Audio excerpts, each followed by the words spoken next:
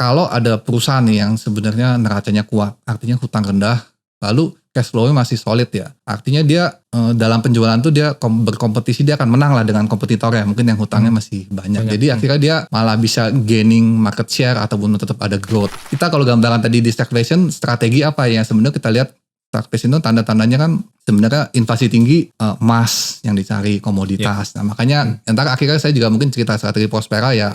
Kenapa kita ke saham komoditas, dollar earner, karena di siklus itu ya yang biasanya yang bagus tuh di situ. Lalu juga kan dengan growth yang agak mulai melemah, kadang-kadang negara itu dia punya mata uangnya agak melemah. Ya, tadi kan cerita ke dollar earner.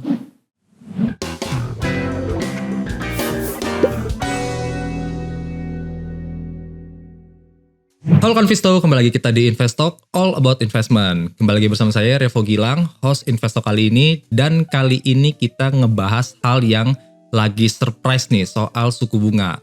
Topik yang akan kita angkat adalah era suku bunga tinggi, investasi apa yang cocok untuk saat ini.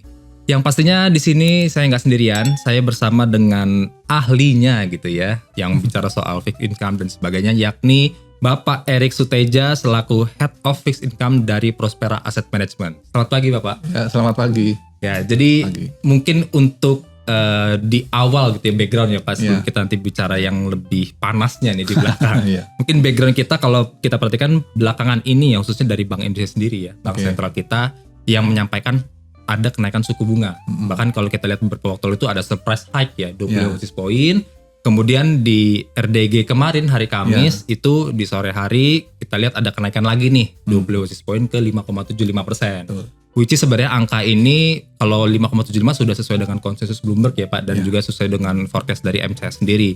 Tapi memang kalau melihat kondisi yang ada saat ini ya kayak kan kenapa kan juga dinaikin suku bunganya karena salah satunya rupiah. Nah gitu ya, rupiah kita terjadi depresiasi yang signifikan ya sampai ke 18 ribuan, itu all time low begitu ya.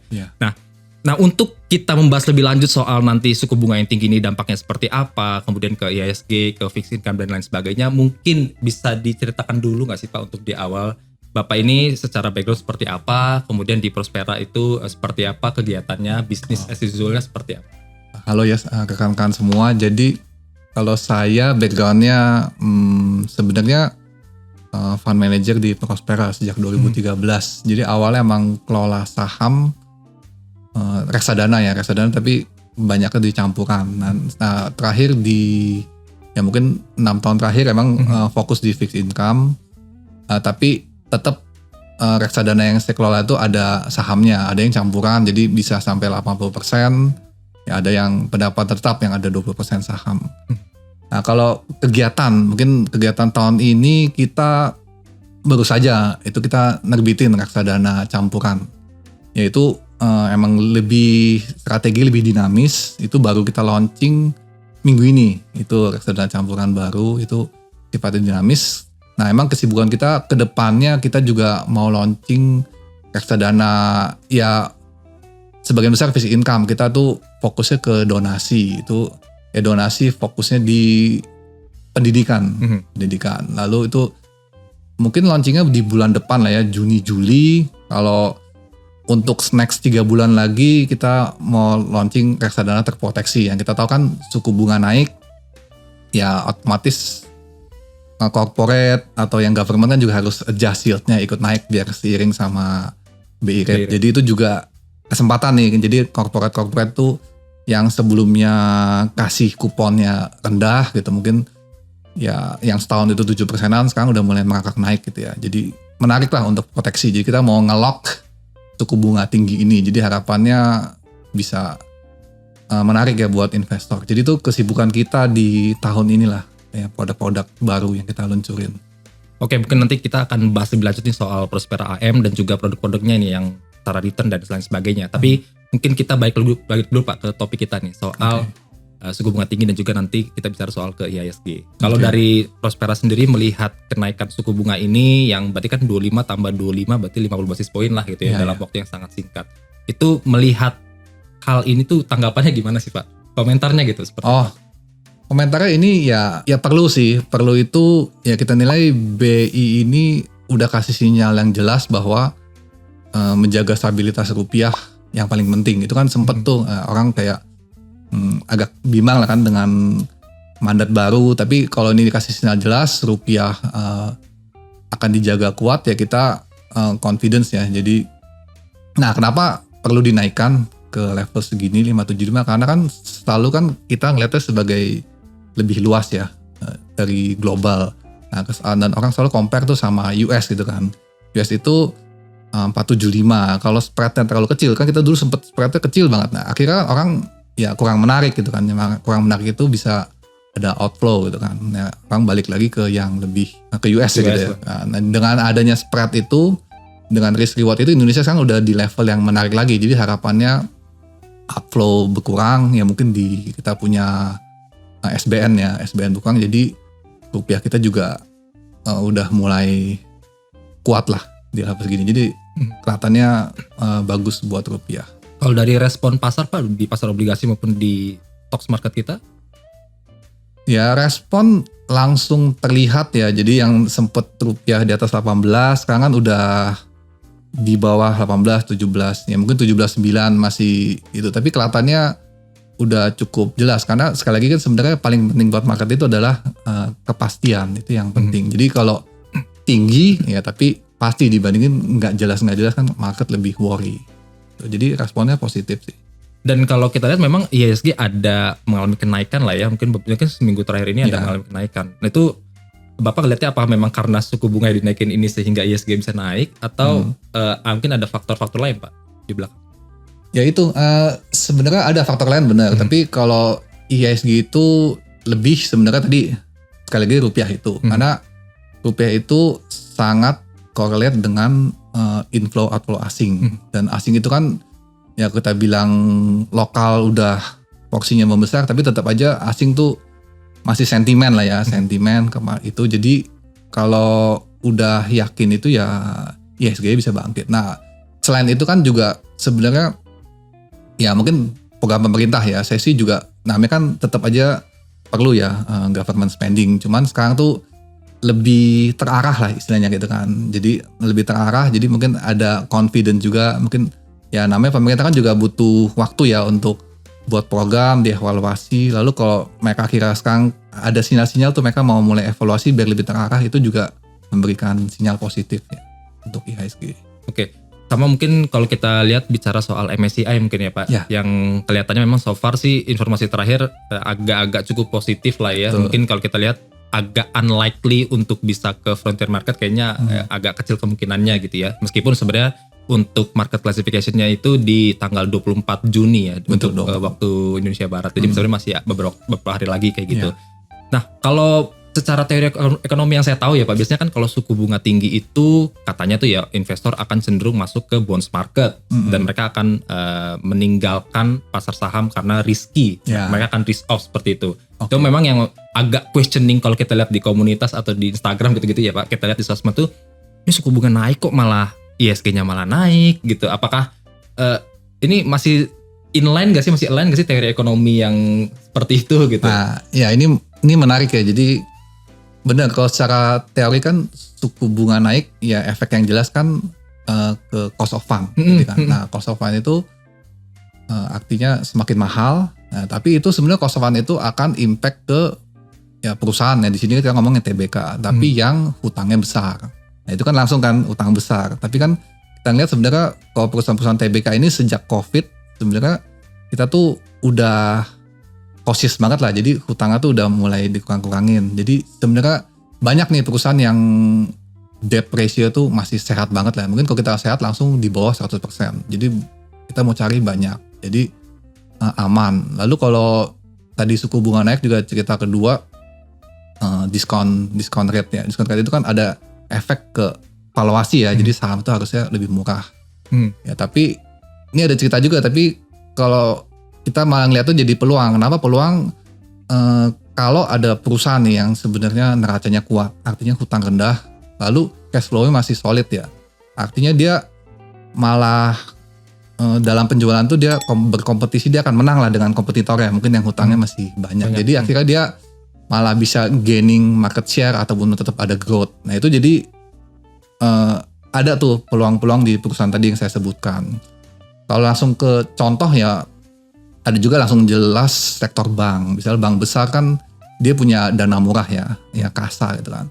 Jadi kita langsung lihat lah, kita tuh nabung di bank apa aja sih, atau payroll di bank apa aja, kan banyak tuh, ada bank BUMN, saya sebutnya Mandiri, BRI gitu kan, atau yang swasta juga ada. Itu dia punya dana murah, tapi secara lending rate-nya tuh udah mulai naik ngikutin BI. Jadi dia sebenarnya NIM dia tuh makin lebar. Artinya dia malah lebih sehat ya. Itu malah langsung jelas kan. Jadi di sisi itu ada peluang. Jadi sebenarnya benar efeknya ada jelek, tapi nggak semua. Ada beberapa yang tadi saya sebutkan tuh bisa ada peluang lah untuk malah gaining growth di itu. Kalau dari Prospera sendiri ngelihat kondisi sekarang suku bunga kita di 5,75%, kemudian tadi spread dengan Fed Fund Rate juga udah makin lebar lah kayak gitu ya Pak. Apakah dengan rupiah masih ya 17.700, 17.800 kayak gitu, apakah masih ada lagi potensi kita lagi naik suku bunga lagi nih Pak, BI rate kita sampai nanti end of year 2026?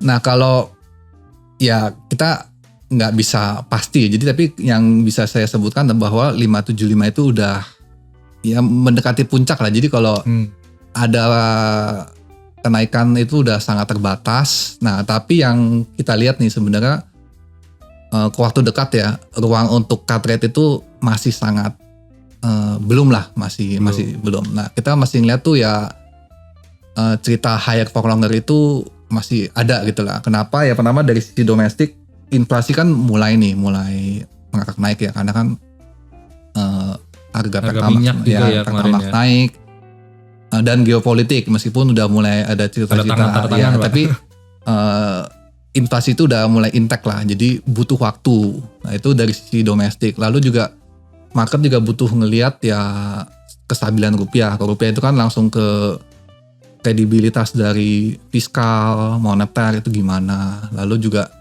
yang penting juga tadi kan saya sempat bahas juga, asing juga penting ya, meskipun juga nggak dominan, tapi asing tuh butuh confidence lah untuk bisa kembali, dan asing pasti ngelihatnya ya rupiah harus stabil dulu. Jadi ya higher for longer ini kita masih panjang lah, jadi jangan berharap cepet-cepet turun, tapi ya stay di sini gitu the bestnya. Lalu yang paling penting juga lihat dari Bank Sentral US gitu. Nah mereka sekarang ceritanya malah kan juga nggak ada cerita turun, jadi ya kita adaptasi lah di level sekarang.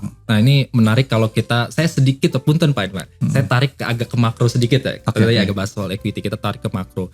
Kalau suku bunga tinggi kan biasanya itu bertentangan yang namanya dengan GDP growth.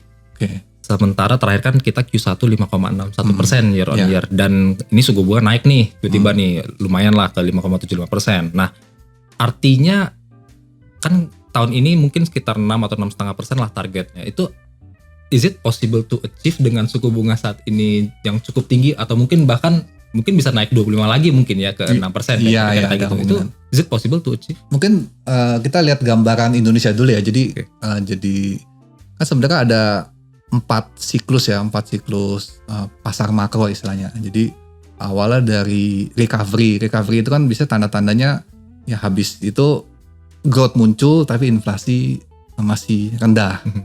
Nah habis recovery mulai expansion. Nah itu kita mungkin kita expansion itu waktu habis yang setelah COVID beres tuh, growth-nya ada tapi inflasi mulai naik. Nah sekarang yang tadi gambaran sekarang itu sebenarnya ke stagflation. Jadi growth-nya tuh mulai kendor tapi inflasi udah tinggi. Nah itu juga ada dorongan dari harga minyak, lagi geopolitik. Itu kita sekarang sebenarnya kita lagi di stagflasi. Lalu habis itu baru contraction ya. Contraction tuh growth-nya rendah, inflasi juga rendah. Nah kita bahas ke stagflation itu, growth kan masih 5,6, tapi sebenarnya kita ngelihat itu growth itu kurang sustain karena banyak didukung oleh government spending. Yang sebenarnya itu government spending kan hampir 22% itu cukup besar. Itu kalau akhirnya government spending ya mungkin dia punya household spendingnya juga terjaga, tapi itu kurang sehat lah ya. Jadi emang harus butuh waktu gitu kan. Nah jadi kalau tadi pertanyaannya bisa masih tetap tercapai di atas 5 ya, itu bisa ya government spendingnya tuh terus berjalan. Tapi jangan lupa dengan inflasi tinggi ini jangan sampai tetap kehabisan peluru lah buat spending. Jadi butuh kebijakan juga tuh dari antara BI, Menteri Keuangan sama itu semua harus kerjasama lah biar tetap bisa. Tapi kita kalau gambaran tadi di stagflation, strategi apa ya? Sebenarnya kita lihat stagflation itu tanda-tandanya kan sebenarnya inflasi tinggi, emas yang dicari, komoditas. Nah makanya entar akhirnya saya juga mungkin cerita strategi Prospera ya, kenapa kita masih ke saham komoditas, dollar earner, karena ya buat di siklus itu ya yang biasanya yang bagus tuh di situ. Lalu juga kan dengan growth yang agak mulai melemah, kadang-kadang negara itu dia punya mata uangnya agak melemah. Ya, tadi kan cerita ke dollar earner. Kita harus lihat dulu tuh big picture-nya, jadi kita bisa kasih resep yang tepat lah gitu. Oke, untuk berinvestasi. I see. Kita mulai beralih nih Pak, dari soal suku bunga tinggi, high interest rate, kita masuk ke topik yang nggak kalah penting soal MSCI. Ya. Kan ada yang berestimasi bahwa dengan kalau kita turun ke frontier, meskipun ya semoga nggak kejadian ya, itu ada yang bilang akan ada outflow sekitar 200 triliun rupiah atau sekitar 13 billion USD.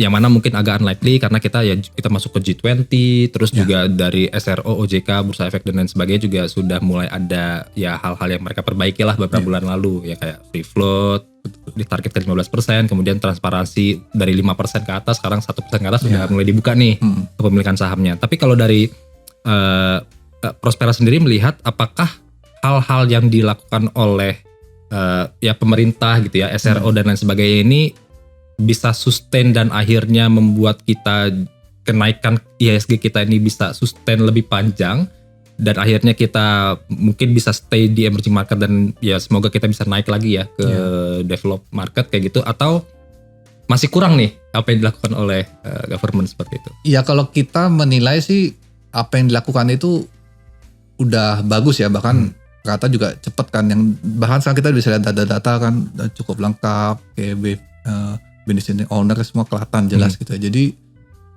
kita cukup optimis sih dengan apa yang dilakukan pemerintah.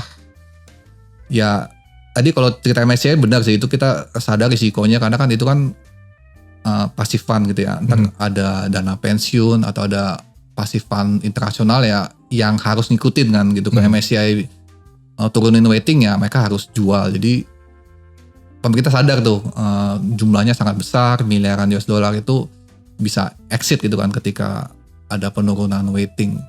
Tapi ya kalau apa yang kita lihat itu ya banyak PR itu dilakukan dengan baik, jadi harusnya optimis sih. Optimis berarti harusnya ya cukup positif lah apa yang dilakukan oleh pemerintah seperti itu. Dan kalau menurut Bapak soal let's say kita ternyata tidak turun nih, kita tetap stay di emerging market, terus ya rupiah 17.700 gitu ya, atau mungkin ya let's say 17.500 sampai 17.700 lah misalnya seperti itu. Apakah arus dana asing ini sudah bisa masuk dan secara confidence optimis dengan pasar modal kita atau enggak sih? Karena gini Pak, secara year to date kita tuh udah lebih dari 70 triliun rupiah di regular market gitu ya. Ini apakah bisa berbalik jadi net buy atau ya setidaknya berkurang lah net sell-nya? Terus seperti apa Pak dengan kondisi sekarang?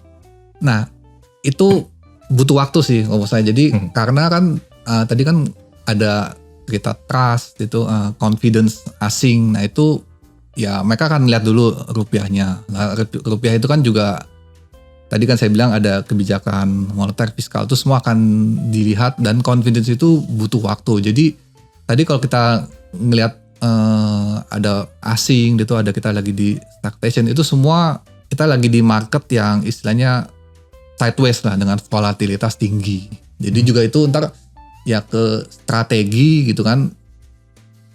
Ya semuanya itu kita sesuaikan tapi nggak langsung pembalikan itulah. Jadi kita rasanya kita bisa sideways dulu ya beberapa bulan ya, baru bisa ketika confidence itu terbentuk, rupiah itu udah solid gitu ya, itu baru naik. Jadi kita sabar lah gitu. Kira-kira apa yang menjadi titik poin mereka jadinya confidence gitu?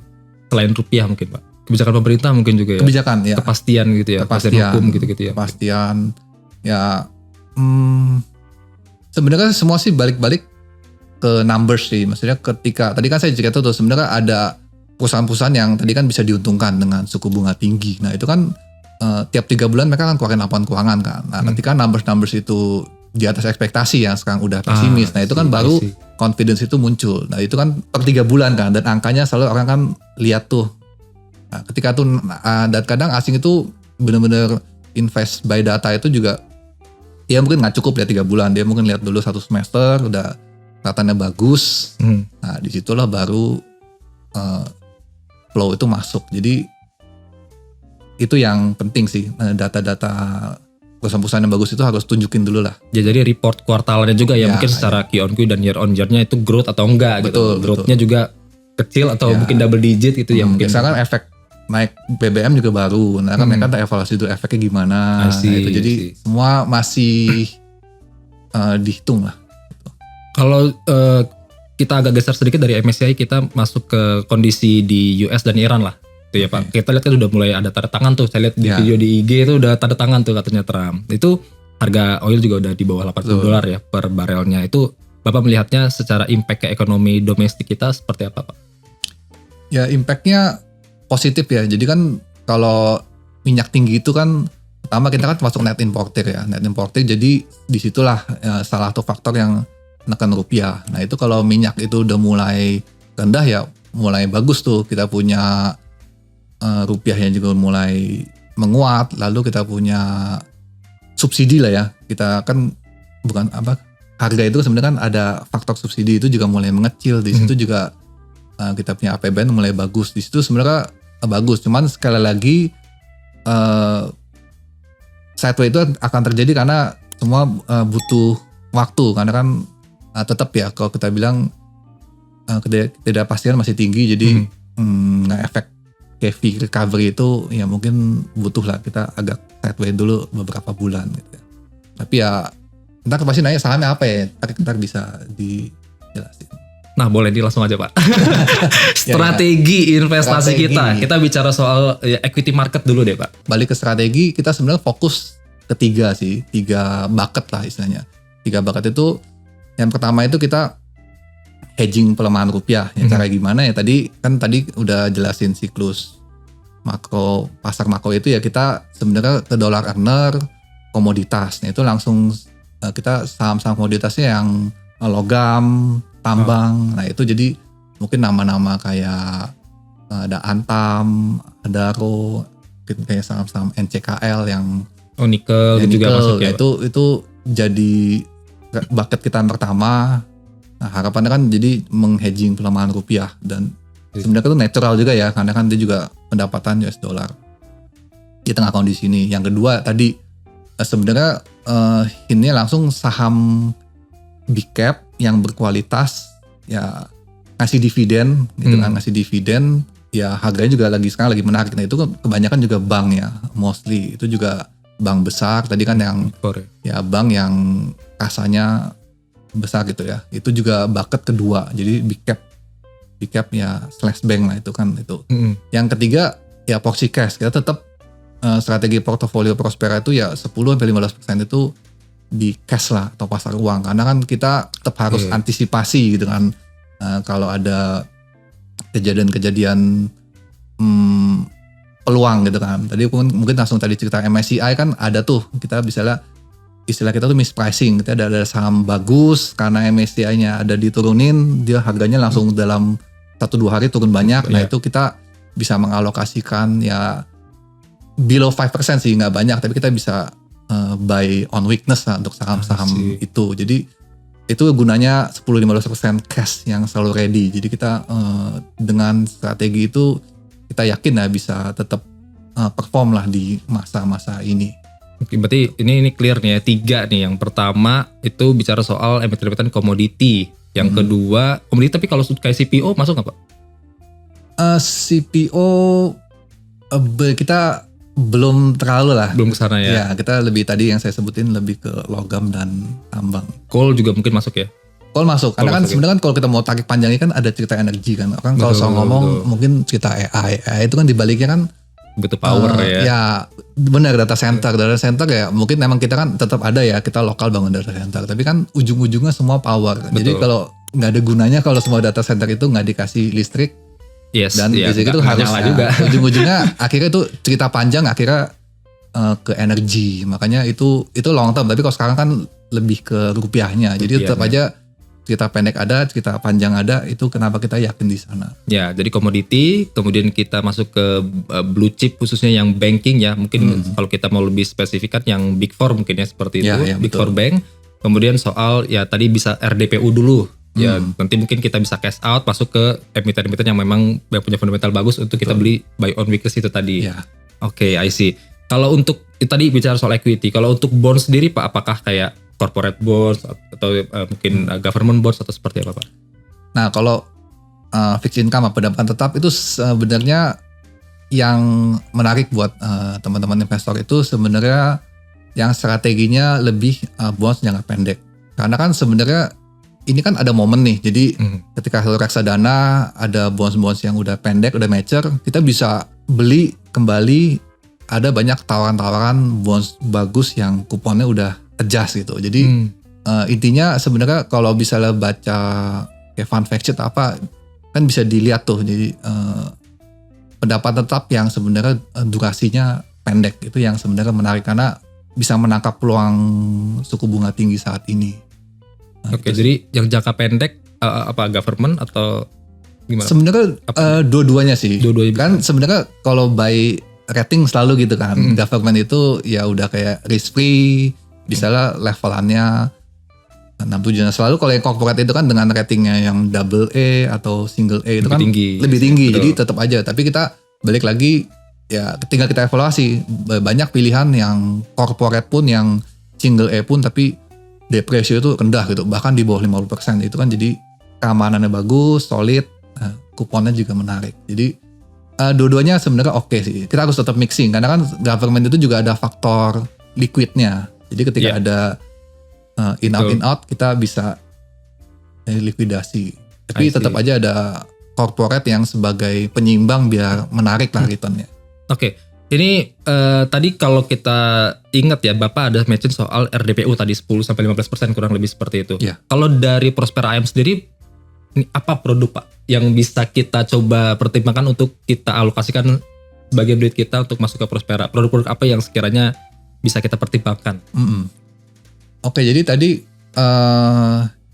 sebenarnya ya tadi kan kalau fixed income lagi bagus tadi, 2 produk, jadi pasar uangnya itu ada reksadana Prospera Dana Lancar. Jadi itu reksadana pasar uang yang komposisi sekarang ya. Jadi ada 30% di government bonds, lalu sisanya corporate ya. Tentu juga ya ada cash juga ada. Itu cukup memberikan return yang lumayan. Tadi ada satu lagi, ada yang reksadana pendapatan tetap, dan itu namanya reksadana Prospera Obligasi. Itu emang fokusnya di corporate bonds, dan corporate bonds itu kita selalu ikutin misalnya dari IPO ya, bonds kan ada IPO tuh yang 3 tahun kebanyakan. 3 tahun itu yang kita nilai itu kasih kupon paling bagus, tenornya juga 3 tahun, edukasi oke, itu kita hitungnya sebenarnya pendek lah. Jadi kalau kita ngomong durasi itu reksadana itu kita 1 tahun 1,7an gitu. Jadi cukup rendah, kuponnya bagus, itu juga menarik. Jadi 2 reksadana itu yang kita rekomen lah.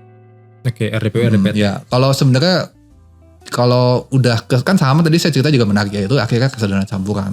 Tapi ya kalau ini saya cerita ke reksadana pendapatan tetapnya itu. Nah, kalau kita sebagai investor kan pasti tidak memungkiri bahwa returnnya berapa sih Pak? Kan gitu kan yang kita pasti tanyakan kan. Ya, tadi yang pasar uang ya. Kita selalu kayak pasar uang itu returnnya sekarang bisa ya sekitar 5 sampai 5,5% ya. Nah itu kan yang pasar uang. Nah kalau kita ke pendapat tetap ya karena durasi panjang biasanya kita 1% di atas yang pasar uang. Nah itu target returnnya sekitar segitu. Itu netnya ya 5 sampai 5,5 itu. Jadi reksadana udah after tax udah net. Nah kita investasiku juga ada kerjasama yang menarik dengan Prospera Asset Management, yakni untuk teman-teman investor yang mau berinvestasi di Prospera Asset Management dengan minimal pembelian 1 juta rupiah untuk 10 orang tercepat itu akan mendapatkan reward sebesar 100.000 rupiah. Untuk detailnya nanti bisa dicek di deskripsi.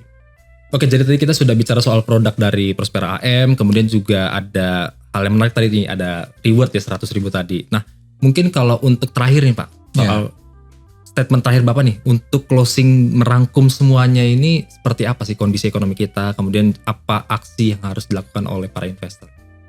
Ya kita tetap optimis lah dengan pasar Indonesia. Ya cuman ya butuh waktu tadi untuk building confidence. Dan mungkin ya pesan ya buat teman-teman investor itu kan pasti fear itu muncul ya. Ya itu wajar sih. Bahkan kita yang di fund manager pun juga fear itu ada. Ya cuman cara ngatasin gimana ya. Kita selalu berpikir sih, kita nggak pernah bisa sempurna gitu, istilahnya menebak bottom gitu. Oh ini saat paling tepat gitu kan ya. Jadi kalau mau tunggu kondisinya udah jelas, yakin gitu, semua angka bagus, kadang-kadang tuh malah udah keburu naik ya. Gitu. Ya. Jadi ya tetap kita punya strategi gitu. Bahkan kita kalau di investment selalu kita diskusi strategi itu saat sebelum market buka lah. Jadi pagi-pagi gitu kan, atau setelah market tutup, karena kita lebih clear gitu. Kalau udah saat market berjalan tuh year end kita muncul lah ya. Jadi itu perencanaan itu kita udah buat tuh. Jadi bisa dari indeks level segini mulai bertahap masuk. Tadi kan udah sebut ya, ada pilihannya komoditas atau bank, dividen gitu ya. Nama-nama udah ada. Kita tetap ada strateginya di level indeks, ataupun kalau nata tunggu nggak nyampe level indeks ya, bisa kita udah nunggu di bawah gitu. Tetap pakai waktu, misalnya 2 minggu sekali tetap ada alokasi cashnya digunakan untuk belanja. Jadi dua itulah, level indeks dan waktu lah, kita tetap punya perencanaan gitu. Jadi bertahap itu ya dollar cost averaging ya, itu kan udah banyak cerita, tapi itu sangat membantu tuh ketika waktu saat-saat kemarin fear itu nggak buat keputusan yang kurang tepat gitu ya. Jadi planning ya sangat penting gitu di kondisi. Ya ini berarti mungkin aku ingin mempertegas saja bahwa memang planning itu menjadi hal yang sangat-sangat penting, bisa dilakukan di contoh weekend ya Pak, weekend juga bisa ya, buat hari Seninnya gitu ya. Betul. Atau closing market setelah jam 4 kita lihat kan itu candle udah gak gerak tuh, market udah gak gerak, tadi betul disampaikan oleh Pak Erick juga, kita udah gak muncul lagi rasa fear and greed-nya udah gak muncul, jadi bisa lebih objektif dalam melihat candle-candle, melihat market itu udah bisa lebih objektif. Ataupun pagi-paginya ya, subuh, pagi sebelum market buka kita lakukan evaluasi atau ngelihat nih saham apa yang menarik dan sebagainya. Itu penting banget sih. Betul banget. Jadi thank you so much Pak Erick atas diskusinya. Semoga apa yang kita diskusikan pada hari ini bisa juga menjadi insight buat kawan investor semua untuk aktivitas trading dan lain sebagainya. Terima kasih Pak Erick. Ya, makasih. Jangan lupa juga untuk kawan investor semua untuk terus bertransaksi di aplikasi Investasiku, baik itu saham, reksadana maupun juga obligasi, karena setiap transaksi di Investasiku, kawan investor akan mendapatkan reward berupa MPC point yang bisa dipakai untuk seluruh merchant Citicorp dan juga bisa dibelanjakan untuk produk reksadana pilihan di aplikasi Investasiku. Terima kasih juga pastinya untuk kawan investor yang sudah menonton episode kali ini. Jangan lupa untuk like, comment, share, dan juga subscribe YouTube Investasiku. Dan jangan lupa juga untuk mengikuti di Instagram kita dan juga TikTok kita. Sampai jumpa di episode berikutnya. Investasiku for better tomorrow. Bye-bye.